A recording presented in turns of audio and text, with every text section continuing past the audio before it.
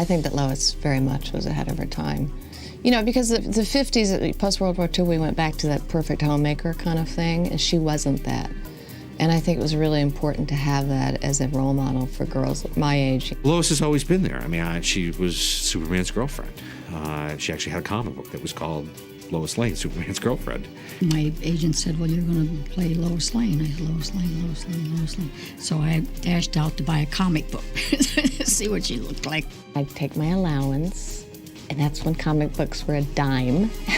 And I would go to the drugstore and buy Superman comics. I was a Superman addict. I had watched all of the movies, of course, and was in love with the idea of it. I had no knowledge of Lois Lane at all. Lois, do you suppose you could get an interview with Wayne? You bet I can. O'Neill and Phyllis Coates, who played it in The Adventures of Superman, played it very rough and tumble gal who could keep up with Clark. Don't tell me you think you're a human lie detector. Not exactly. Cut it out. Only Superman could do a thing like that. Lois Lane, bless her heart, was pretty much a working girl like I was going to be, in the business. I watched Noel Neal when it was first on. Just remember, somebody tried to dynamite you earlier today. This is the very middle of a big city. It's bright daylight, and I'm a big girl. She was spunky. She was Lois. She just was a career woman, and she didn't take any crap from anybody. Don't bother. I think it's dead. The problem with Men of Steel, there's never one around when you want one. And then you get to the Superman movies, when Margot Kidder played her as sort of a combination of both. The woman who was in the comics, who was romantically infatuated, but at the same time had a lot of that Phyllis Coates and O'Neill part of the character, where she was just a tough broad. Yeah, goodness, don't you ever let up? Before. I mean, I've seen how the other half lives. My sister, for instance. 3 kids, 2 cats, and 1 mortgage. Yeah. I would go bananas in a week. Oh, can I take you to the airport? Not unless you can fly. Well, she was very funny in the script and had just a fabulous smart-ass quality, which I kind of related to. You really shouldn't smoke, Miss Lane. Don't tell me lung cancer, right?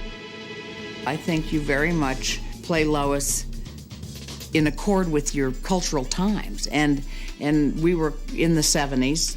The women's movement as a mass movement really just caught fire in the States in the late 60s. Suddenly, you could be smart, and you were encouraged to be, and outspoken and go after whatever career. And it was that quick a change.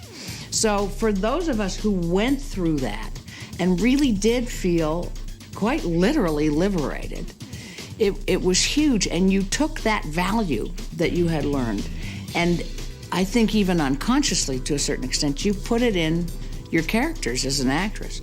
And seeing as Lois's big thing was her job, I think it went with the turf. I mean, I think it was all there before. I just don't think anyone had attached the word feminist to it before. You are low man. I am top banana, and that's the way I like it. Terry's Lois was great because of all the reasons Lois is great in The Adventures of Superman. She's not a wimpy, I just want to get married to this greatest man on earth type character, which in the comics she had been a lot. But winning and losing is not the sole object, Well, Lois. this is perfect. I win, you lose, we're both happy. On Lois and Clark, they play Clark as a very competent reporter. I actually believed that Lois could fall for a guy like that. This was the place where you got to see what could happen between 2 reporters working hard, spending a lot of time together, and actually just ultimately respecting each other so much that they fall in love. She just was, in character as Lois, very appealing.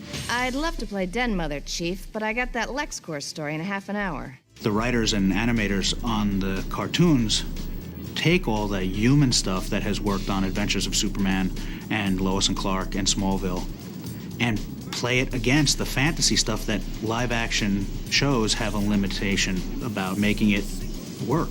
They gave us the fantastic, but kept the heart of all the characters. I modeled her after Rosalind Russell and His Girl Friday. It's very fast-paced, no-nonsense. She's got a sharp tongue. I'm going to personally lead the army that vaporizes you, too. And she's madly in love with Superman, just crazy for him, and cannot deal with Clark. Look, Smallville, nothing against you, but even as a kid, I never liked babysitting. I went, wait a minute, she's madly in love with Superman. And whenever I'm madly in love, I act like a complete idiot around the guy and regress to about 6 years old. Suddenly I'm all dewy and coy and don't have a strong bone in my body. But if I'm with a guy who has a crush on me and I don't have a crush on him, I tend to be very butch and dismissive. And so I went, well, why don't you give her that quality? So if you watch Lois in the movie with Clark and with Superman, she's almost two different people, which I did on purpose. Of course, he did wonderful things and always saved poor Jack and I. We were always tied up or about to get blown up or something and drowned, and he'd always get there in time. Lois thinks that she can take care of herself and she doesn't need anybody. And I think that she goes so far that way where she will put herself in such danger that she will literally be falling out of the sky, about to die. And then Superman comes in and reminds her that she is vulnerable and that she needs people. We usually take turns in the bathroom. Oh, don't start with me, Smallville. You're the one taking the marathon shower. Besides, my delicate feminine sensibilities weren't offended the first time I got a glimpse of Clark Jr. The decision to bring Lois onto the show was made. It's something we've been trying to do for a while. We wanted to introduce her in a fun way. In Smallville, you don't meet cute, you meet sort of violently, and usually involves being hit by a car. And so, it's her and Clark in the cornfield and he's naked, which we thought for those two characters, what a great way to meet. And of course, Clark doesn't know who the hell she is. Look at his face.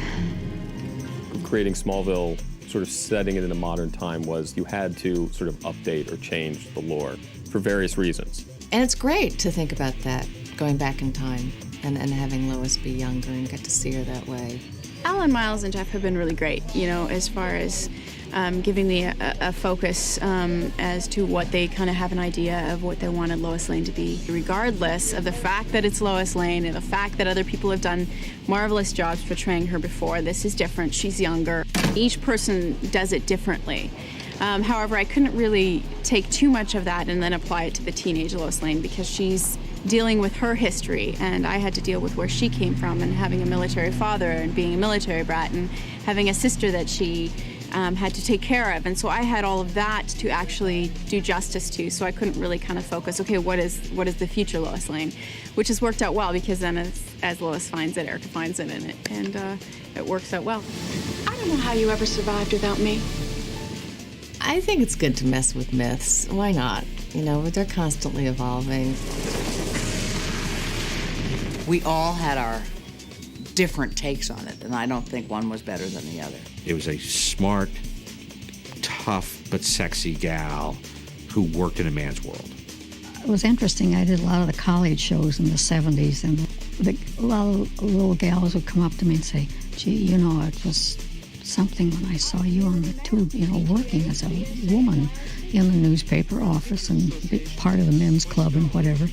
And so it gave me courage to get out and do it, either on the radio or TV or whatever they were doing. She was intelligent and clever and fun and her own woman, and yeah, I definitely had a romantic side, but didn't completely fall into the guy, I think. They are timeless characters. Like we've been saying, they're archetypes, they're mythic. They fulfill a certain need in us. It's a classic battle, much like the ancient Greek dramas between good and bad. And you're rooting for good, and you want good to come in the end. So there's a little moral lesson, and you kind of know that good will triumph, but it's going to get a good run for its money. If I could describe my time here in one word, it would be weird. I look forward to the relative normalcy of the big city. But don't worry, I'll visit. Is it a promise or a threat? See you around, Smallville.